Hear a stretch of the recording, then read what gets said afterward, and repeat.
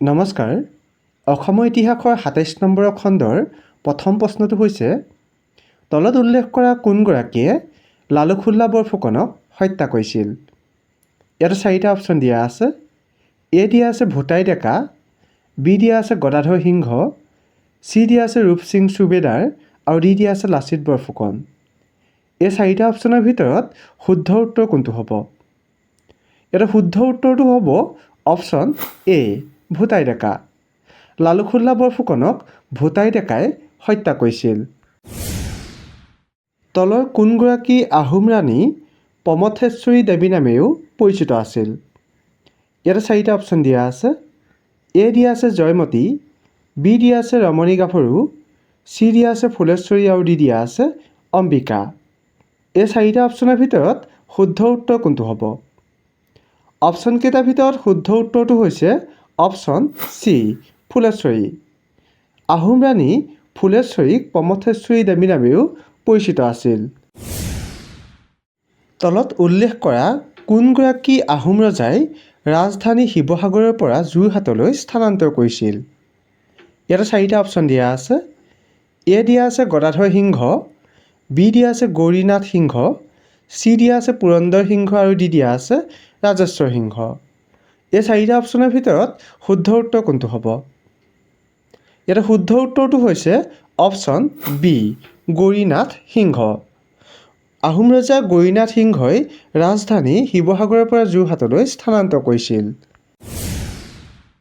কোনগৰাকী আহোম ৰজাই নামদাং নদীৰ ওপৰত শিলৰ সাঁকো নিৰ্মাণ কৰিছিল? ইয়াতে 4টা অপশ্যন দিয়া আছে। এ দিয়া আছে প্ৰতাপ সিংহ, বি দিয়া আছে প্ৰমত্ত সিংহ, চি দিয়া আছে ৰুদ্ৰসিংহ আৰু ডি দিয়া আছে শিৱসিংহ।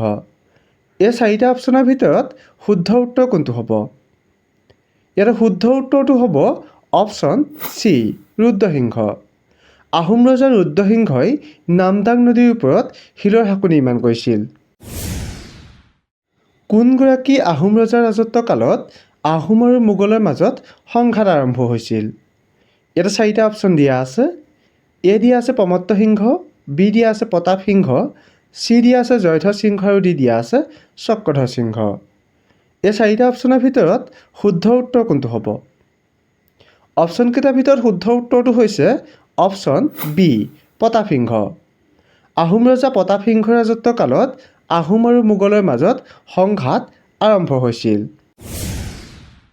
তলত উল্লেখ কৰা কোনগৰাকী আহোম ৰজাই ৰাজধানী গড়গাঁৱৰ পৰা ৰংপুৰলৈ স্থানান্তৰ কৰিছিল? ইয়াতে 4টা অপশ্যন দিয়া আছে। এ দিয়া আছে ৰুদ্ৰসিংহ, বি দিয়া আছে শিৱসিংহ, চি দিয়া আছে ৰাজেশ্বৰ সিংহ আৰু ডি দিয়া আছে পুৰন্দৰ সিংহ। এই 4টা অপশ্যনৰ ভিতৰত শুদ্ধ উত্তৰ কোনটো হ'ব? ইয়াতে শুদ্ধ উত্তৰটো হ'ব অপশ্যন এ, ৰুদ্ৰসিংহ। আহোম ৰজা ৰুদ্ৰসিংহই ৰাজধানী গড়গাঁৱৰ পৰা ৰংপুৰলৈ স্থানান্তৰ কৰিছিল। কোনগৰাকী আহোম ৰজাৰ ৰাজত্ব কালত ঐতিহাসিক শৰাইঘাটৰ যুদ্ধ সংঘটিত হৈছিল? ইয়াতে 4টা অপশ্যন দিয়া আছে। এ দিয়া আছে চক্ৰধ্বজ সিংহ, বি দিয়া আছে চন্দ্ৰকান্ত সিংহ, চি দিয়া আছে উদয়াদিত্য সিংহ আৰু ডি দিয়া আছে জয়ধ্বজ সিংহ। এই 4টা অপশ্যনৰ ভিতৰত শুদ্ধ উত্তৰ কোনটো হ'ব? অপশ্যন 4টাৰ ভিতৰত শুদ্ধ উত্তৰটো হৈছে অপশ্যন চি, উদয়াদিত্য সিংহ। আহোম ৰজা উদয়াদিত্য সিংহৰ ৰাজত্ব কালত ঐতিহাসিক শৰাইঘাটৰ যুদ্ধ সংঘটিত হৈছিল। তলত উল্লেখ কৰা কোনগৰাকী আহোম ৰজাক দিহিঙীয়া ৰজা বুলি জনা যায়? ইয়াতে 4টা অপশ্যন দিয়া আছে। এ দিয়া আছে চুখ্যাংফা, বি দিয়া আছে চুহুংমুং, চি দিয়া আছে চুচেনফা আৰু ডি দিয়া আছে চুডাংফা। এই 4টা অপশ্যনৰ ভিতৰত শুদ্ধ উত্তৰ কোনটো হ'ব? অপশ্যনকেইটাৰ ভিতৰত শুদ্ধ উত্তৰটো হৈছে অপশ্যন বি, চুহুংমুং। আহোম ৰজা চুহুংমুঙক দিহিঙীয়া ৰজা বুলিও জনা যায়। তলত উল্লেখ কৰা কোনগৰাকী আহোম ৰজাই উমানন্দ নদী দ্বীপত মন্দিৰ নিৰ্মাণ কৰিছিল? ইয়াতে 4টা অপশ্যন দিয়া আছে। এ দিয়া আছে ৰামধ্বজ সিংহ, বি দিয়া আছে চক্ৰধ্বজ সিংহ, চি দিয়া আছে গদাধৰ সিংহ আৰু ডি দিয়া আছে গৌৰীনাথ সিংহ। এই 4টা অপশ্যনৰ ভিতৰত শুদ্ধ উত্তৰ কোনটো হ'ব? ইয়াতে শুদ্ধ উত্তৰটো হ'ব অপশ্যন চি, গদাধৰ সিংহ। আহোম ৰজা গদাধৰ সিংহই উমানন্দ নদী দ্বীপত মন্দিৰ নিৰ্মাণ কৰিছিল।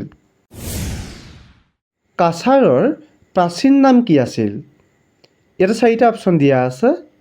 এ দিয়া আছে কামৰূপ, বি দিয়া আছে পাটলিপুত্ৰ, চি দিয়া আছে হিড়িম্বা আৰু ডি দিয়া আছে বেংমৰা। এই 4টা অপশ্যনৰ ভিতৰত শুদ্ধ উত্তৰ কোনটো হ'ব? ইয়াতে শুদ্ধ উত্তৰটো হ'ব অপশ্যন চি হিড়িম্বা। কাছাৰৰ প্ৰাচীন নাম আছিল হিড়িম্বা। এই খণ্ডত আপোনালোকলৈ আগবঢ়োৱা প্ৰশ্নটো হৈছে কোনগৰাকী আহোম ৰজাৰ ৰাজত্বকালত হস্তি বিদ্যা নামক গ্ৰন্থখন ৰচনা কৰা হৈছিল? ইয়াতে 4টা অপশ্যন দিয়া আছে। এ দিয়া আছে লক্ষীসিংহ, বি দিয়া আছে প্ৰতাপসিংহ, চি দিয়া আছে শিৱসিংহ আৰু ডি দিয়া আছে ৰুদ্ৰসিংহ। এই 4টা অপশ্যনৰ ভিতৰত শুদ্ধ উত্তৰ কোনটো হ'ব আপোনালোকে কমেণ্ট কৰি জনাব। আৰু যিসকলে ভিডিঅ'টো চাই ভাল লাগিলে আগলৈ শ্বেয়াৰ কৰি দিব। ধন্যবাদ।